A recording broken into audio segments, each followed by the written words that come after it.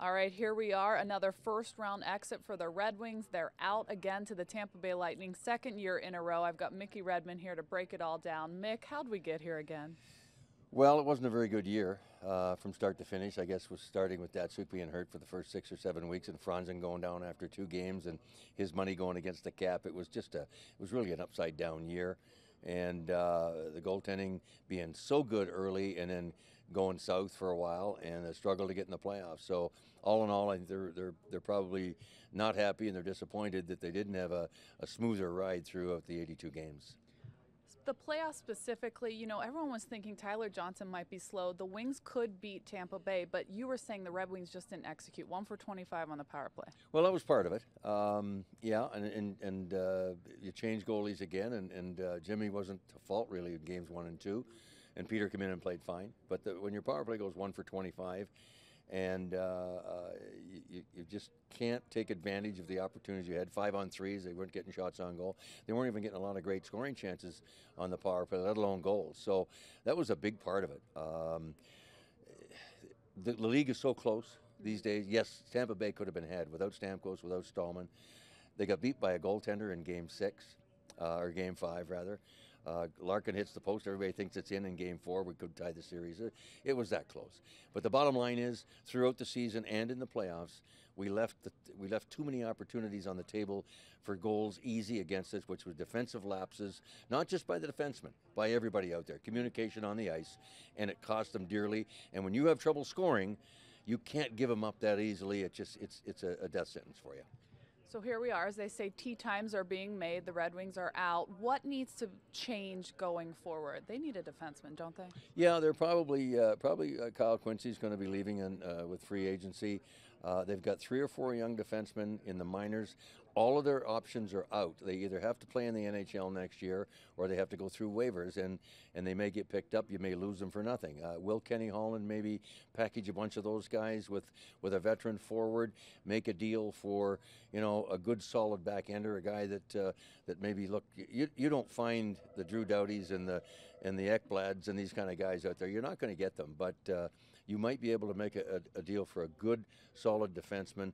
I mean, DeKaiser is going to be your mainstay back there now for 24, 25 minutes a night. Cronwall's banged up. He's had a bad knee. I mean, he's had a lot of hard miles on him. Still serviceable, but not to the level that he was before. He can't eat up 27, 28 minutes. So they need a good, solid guy in the back end. And I think the most important thing that needs to happen with this team is they need to get bigger. The smaller, skilled forward has served them very well, the European kind of forward. It's been really good for this organization for a long time. The game has changed. It's a bigger man's game now. It's tough to get up and down the ice with smaller people. You got to be more physical, and I think Ken Holland will be looking to make a deal, if not through free agency, through a trade, to upgrade the third and fourth lines with some size and grit.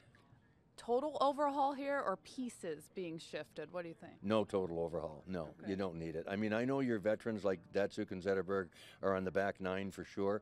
But you know what? When Pavel Datsuk and Henrik Zetterberg came in here, all our Hall of Famers were on the back 9 too. And they were the guys that grabbed the bull by the horns, and they took it, and they carried this ship as these so-called back niners went gracefully into the sunset. This is what needs to happen now. They were looking for Tatar and Nyquist to be those guys I this was just year. going to say, they were non-existent. They were, well, I wouldn't go that far, but they didn't have the years anywhere near that they did the year before. Went many, many games without goals, and those are the guys, they're not your secondary scoring anymore. They're supposed to be your top scorers. That didn't happen. Maybe one of those guys needs to get moved, and as I said, with some kind of a deal that upgrades your forward line. And size, grit, I think that is going to be going forward. Biggest change last game, everyone is sort of watching Pavel Datsuk leave the ice. Is he done as a Red Wing? It sounds like it. I think at this point it would be a surprise to me if he doesn't go back to Russia. Family is stronger than the game of hockey or any sport. He's got the 12-year-old daughter there. I get it.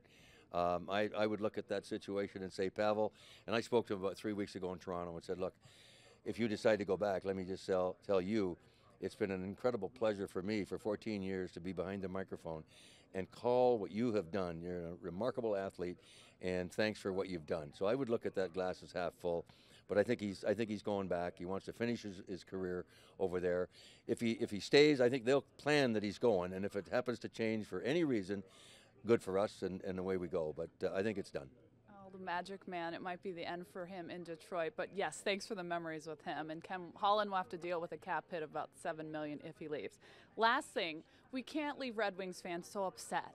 Talk about the future. There are bright spots. Yeah. How can you not smile when you think about when you see Dylan Larkin, number 71, the kind of year he had. Mantha in a short little go up here after the broken leg a year ago. Marchenko turning into a good solid defender. I think he's going to be around for a while. Willette probably is going to be here next year unless he's hooked up in a deal. Athanasiou, most likely. Amazing. He didn't even play 40 games. He had 9 goals. This guy makes things happen with his speed. I think you'll see him get a lot more ice time than he got this year. And, you know what, go for it. So I think with the way things went down this year, we didn't get it done with the veterans. We're going to have to put it in the hands of the young people and the middle kind of guys and say, let's go. If we're going to lose and we're going to have the same kind of a result as we got this year, we're going to do it as we get better and people get experience. Bertuzzi, the kid, maybe not ready quite yet. He might get an opportunity at camp. Big Tangredi, big 6'4", 225. I'd love to see him on the fourth line. Guys like that, I think. We'll get a shot in training camp, and so I think when you think about the drafts that we've gotten are pretty good, given we haven't drafted high or in a high position because we finished well for all these years. Yeah, so we're a victim of our own success for sure, but you have to develop through the draft, and I'm happy to see that he hasn't gotten rid of those draft choices, and hopefully that'll pay dividends here in the very near future. Okay, enjoy your summer, golf a lot. I'll see you in Traverse City in September, and for the record, Athanasiou, is that how you say it? Athanasiou.